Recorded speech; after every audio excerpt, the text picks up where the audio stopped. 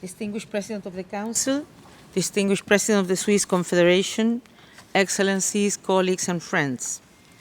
This Council session takes place at a time that calls for strong and visionary leadership. Throughout history, there have been moments of profound gravity that cut the course of events between a before and a very different, more harmful after. We are at such tipping point. Remarkable progress that has been made over 2 decades in every region in decreasing conflict, reducing poverty, and expanding access to education and other rights is in jeopardy.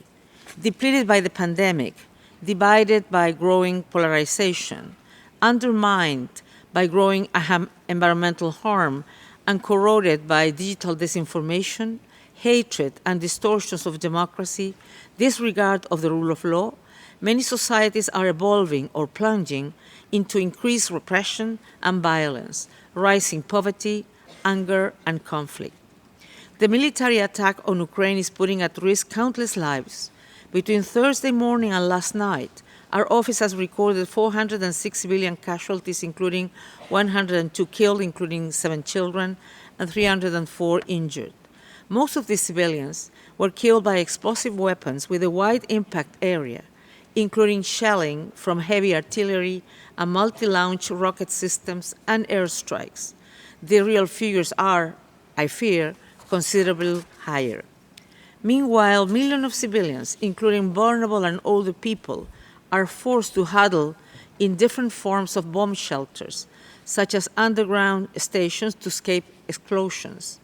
UNHCR reported that 422,000 people have fled the country, and many more are internally displaced. My thoughts go out to them and to all those across the world who suffer. The calls for peace and human rights that are coming from individuals all over the world warn us that our future must not be a world that has become unmoored from the jointly agreed obligations of international human rights law and from the Universal Declaration of Human Rights. Over the next 3 days, an unprecedented number of dignitaries will participate in this high-level segment. This is a vital opportunity to come together and meet this grave and pivotal moment with action. I ask that as we do so, all of us place first and foremost the world's people, their shared and universal aspirations and rights at the center of our deliberations. Excellencies, it is precisely at a tipping point or times of crisis when investment in multilateral and human rights-based action brings swift and effective solutions, as well as laying out the path towards greater, more shared development and peace. Our constant refrain has been that more needs to be done to prevent conflict and human rights crisis. It is time now for strong preventive action that will match our words. Action to end conflict, respect the UN Charter, and abide the international law. Action to establish the fundamental justice, services, opportunities, and rights that build development, resolve grievances, and reestablish trust. Action to eradicate discrimination, which impedes people's exercise of every kind of right and is at the root of so much misery and despair. Action to ensure that digital technology advances rights rather than undermining them everywhere. Action to enable the full participation of the people in decision-making so that they can believe in and trust their institutions. Action to revive the health of our planet, whose destruction is at the root of growing poverty, displacement, and harm. We must also, with unprecedented vigor, fight corruption, which robs the public treasury for private gain, creating predatory elites whose interests may sharply diverge from the well-being of the people. Tackling the root causes of grievances and instability and investing in justice and human rights and human dignity is urgent to the task of guiding societies in every region away from reckless and escalating violence.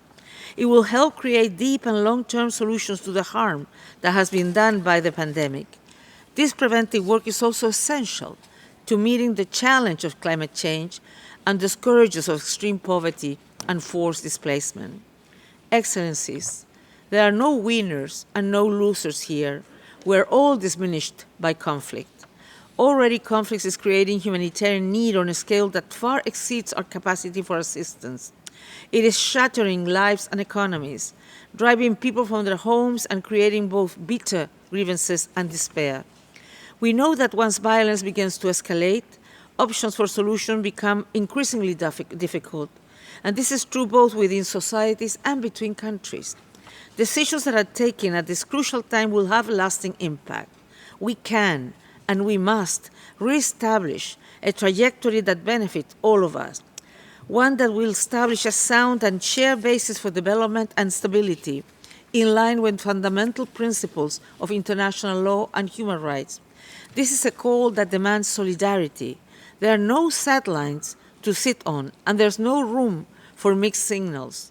The UN Charter, the Agenda for Sustainable Development, our shared environmental crisis, and the pandemic all require global responses that live up to the commitments we have made. We need to celebrate and echo the courages of leaders who recognize our interconnectedness, from the call of India and South Africa for vaccine development without restrictions, to the demand by Kenya and others that commitment made to international peace and international borders be respected. Every day that passes while both conflict and the pandemic are allowed to inflict senseless death and despair is a day that moves us further away from creating the better world we have all committed to achieving. The Secretary General has set the path for that global effort, framing a new approach that is anchored in human rights and supported by a strong human rights system at the core of revitalized and strengthened multilateral organizations. And my office stands ready to support this crucial work in every way we can.